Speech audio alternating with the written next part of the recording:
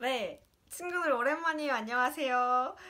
오랜만에 인사를 드리는데 오늘 2018년 한 해의 마무리 그리고 2019년 한 해의 시작은 우리가 역사를 쭉 배워봤는데 이제 근대사로 넘어오기 전 근대사부터는 친구들에게 많이 내용이 어려울 것 같아서 제가 각자 이제 우리 이제 언니 오빠들이 좋아하는 역사적 인물을 하나 정해서 소개해주는 시간을 갖기로 했어요.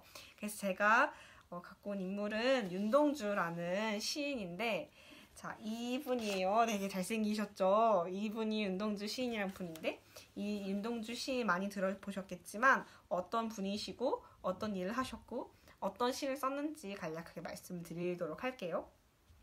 네, 윤동주라는 시인은, 1917년 12월 30일, 또 얼마 전에 생일이셨네요. 태어나서 1945년 2월 16일에 감옥에서 돌아가신 일제강점기의 저항시인, 항해시인이자 독립운동가이십니다. 윤동주가 사망한 지 6달이 지나서 일제로부터 독립이 되었기 때문에 생전에 조국의 독립을 보지는 못했다고 해요.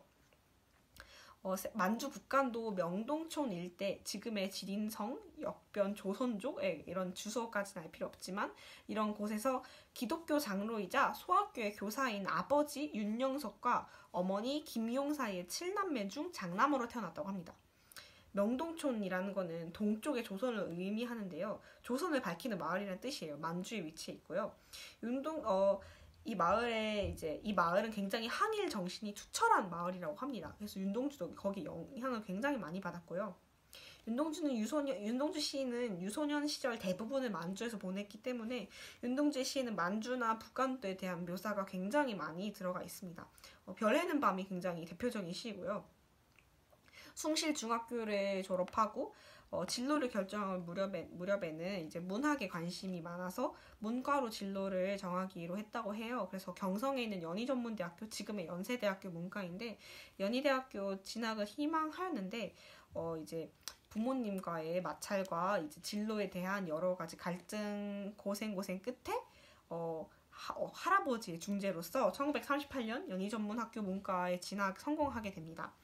근데 이때 서울에 살게 되고요. 이때 굉장히 많은 좋은 시들이 쓰였는데 태평양 전쟁으로 일제와 조선 총독부의 만행이 가면 갈수록 심해지니까 이 연희전문대학교를 졸업하고 학문에 대한 열의로 유학을 가기로 결정을 해요. 그래서 일본 도쿄 리쿄 대학의 영문학과에 입학을 하게 되고 이때 또 이 이후에 약간 도쿄의 상황이 좋아지지 않아서 교토 도시샤 대학교 영문과로 편입을 하게 됩니다.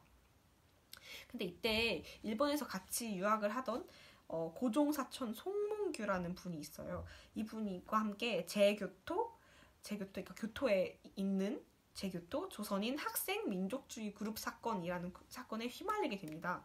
그래서 1943년 일본 경찰에 체포되게 되고 후쿠오카 형문소에서 2년형을 선고받고 수감되게 되는데요. 윤동주의 시에 담겨있는 독립의지로 인해서 체포되었다는 설도 있고 여러 자료 등을 통해 살펴본 결과 이미 독립운동증 혐의로 체포된 바가 있는 송몽규와 가까이 지내다가 이렇게 체포되었다는 설도 있습니다. 그래서 이제 수감 후 윤동주는 2년을 채 견디지 못하고 1년 7개월 뒤인 1945년 2월 건강이 악화되어 뇌일혈로 세상을 떠나게 되는데요. 불과 1945년 8월 15일 광복이 되기 전에 6개월 전의 일입니다. 네, 굉장히 안타까운 죽음이었죠. 그래서 죽기 직전에 윤동주가 무언가를 말했다고 하는데 일본인 간수가 알아듣지 못했다고 합니다. 어떤 전기에서는 한국어가 아니었겠느냐고 추측을 하기도 하고 라는 외마디 소리였을 가능성이 있다고 합니다. 윤동주 사후 6필 원고를 바탕으로 펴낸 하늘과 바람과 별과 시에서는 친구 강처준이 그를 생각하며 쓴 발문에 당시 간수가 윤동주의 시신을 거두러 온 유족들에게 마지막으로 대한독립만세를 외마디 소리를 지르고 죽었다고 전해진다고 한다고 합니다. 근데 이제 이 사망에 대해서는 굉장히 의혹이 많은데요.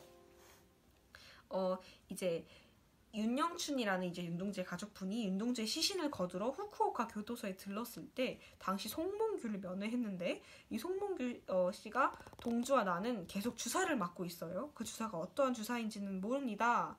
라는 말을 해서 생체 실험을 당하다가 돌아가신 게 아니냐라는 설도 있다고 합니다. 네, 여기까지가 윤동주 시인의 대략적인 일생이었고 이 다음 영상에서는 시에 대해서 좀 말씀을 드리도록 할게요.